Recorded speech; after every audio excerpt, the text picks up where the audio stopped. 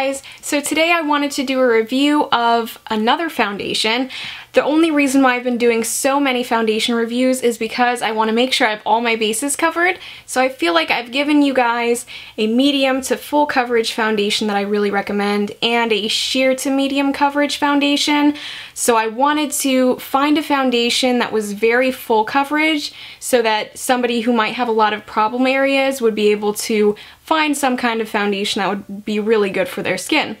So this one is the Tarte Amazonian Clay Full Coverage Foundation. This one is supposed to be very full coverage. It's supposed to last 12 hours. It's oil-free, and I'm really curious to see if it really does last 12 hours without having to reapply it or touch up any areas. This one is a cream foundation, so it's not going to be runny like most of the foundations that I'm used to using, but I'm not going to disclude this one just because it's a cream foundation. So let's go ahead and get started. Alright, so I do have my lips, my eyelashes, and my eyebrows done, but nothing else on my face, so like I usually do, I'm going to prime my face with Hangover RX Replenishing Face Primer and my Smashbox Photo Finish Foundation Primer.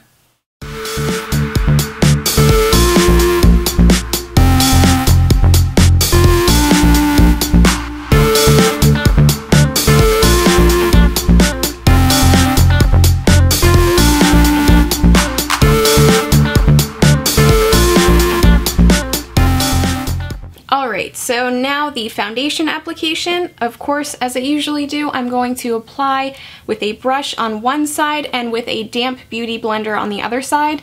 So I'm going to start off with the brush side, and I'm not actually using the brush that I normally use for my foundation application.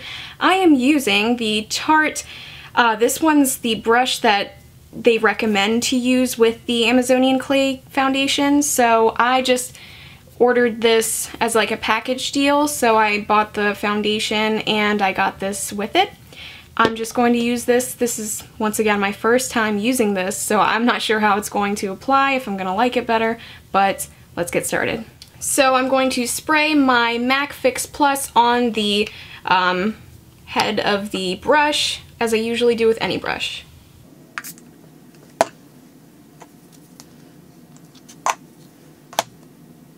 Then I'm going to take the foundation, squirt some on the back of my hand, dip the foundation brush into the foundation, and apply to my face.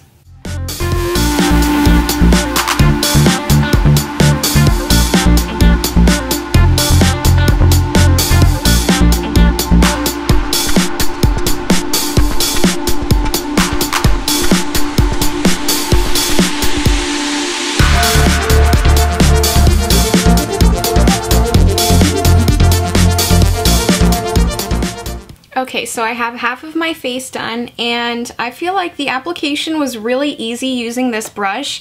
I actually really like the brush. It's basically like a kabuki brush, but very compact, and it's just beautiful for this cream foundation. I have never used a brush like this before to apply foundation, so I definitely feel like I made a good choice by purchasing them both together.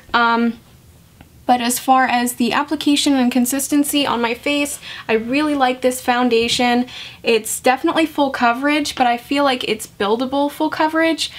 By just applying one layer, it does cover everything, and it looks very smooth and not cakey at all. But I feel like if I had a breakout somewhere on my face, I would definitely have to apply a little bit more in that area. But as far as the feeling of the foundation itself and the look of the foundation, it looks very natural for a full coverage foundation. Most of the times you expect a full coverage foundation to look very unnatural, like basically like you're wearing makeup. So I feel like this looks a lot better than I expected it to be. So let's go ahead and move on to the Beauty Blender application and see how that one compares. So I'm just going to apply some of the foundation to the Beauty Blender itself and stipple that around my face.